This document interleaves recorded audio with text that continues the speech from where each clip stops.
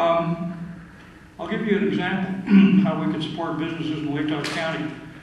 Just before I left Boise, knowing that, for example, economic development and jobs in Latah County is a very high priority, I talked with Director Jeff Sayre, who's the director of the Idaho Department of Commerce, and the IGEM's proposal, $5 million, which the University of Idaho is tied in with, they're going to offer a series of regional workshops.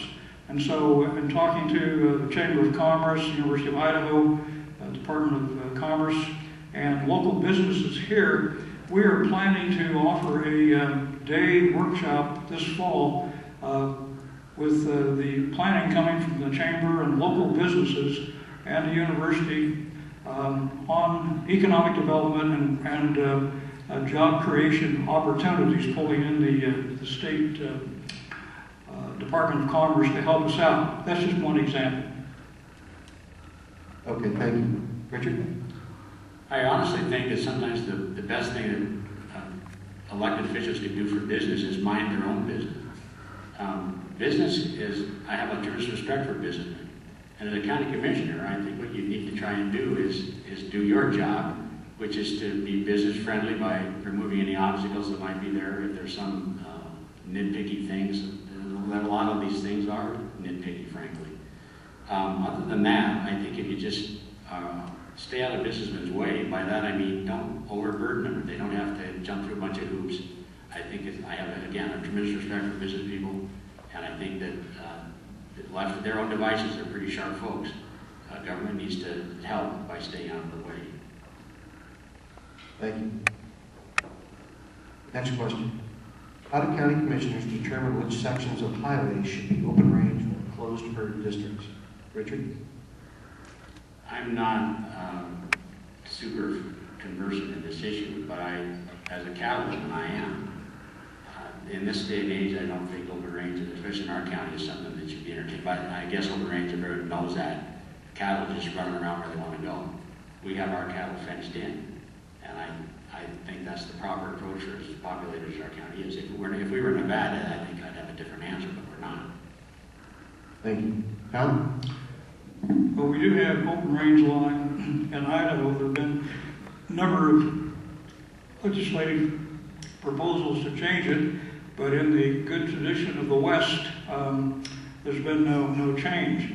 I think we, the commissioners, have received, and even legislators, complaints from folks out in Elmer and Bowville, where cattle have come in and started munching on the lawns there and leaving their footprint and other materials behind. And so a lot of these complaints have come forward, but basically it's pretty tough for our law enforcement to do much about it, except to talk with the owners of the cattle, and the responsibility of those owners to get their cattle out of town and into areas where they're not bothering our local constituents. Thank you. Okay, gentlemen, we'll now move to closing remarks. So, Richard?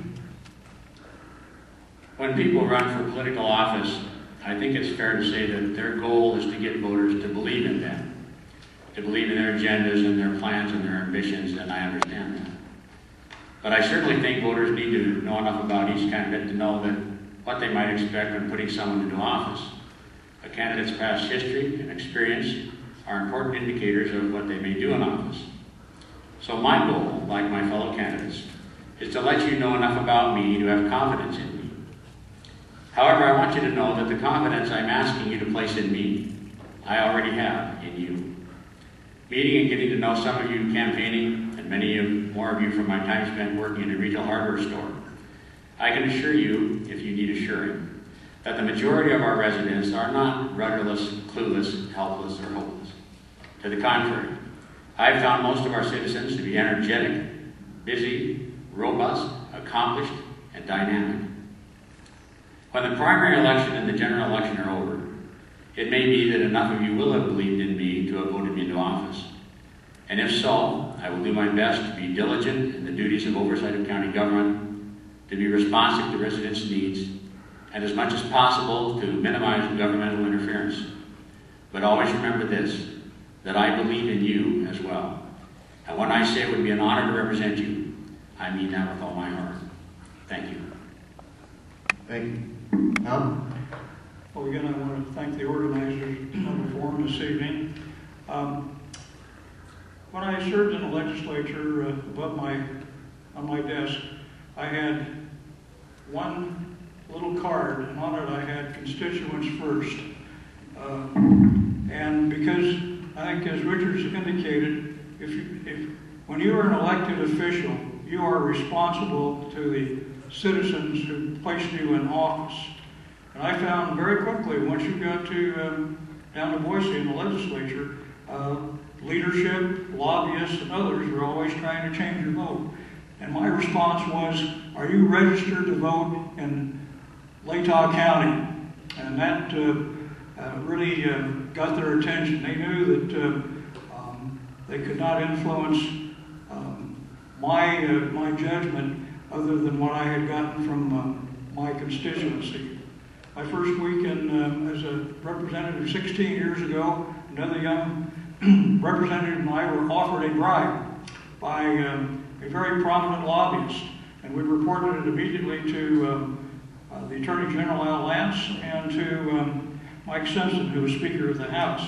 That gentleman disappeared in a hurry, and never been offered a bribe since then. But I guess what I'm basically saying is that once you're elected, you owe your allegiance to your constituency, and that's one nice thing about the campaign, whether primary or general.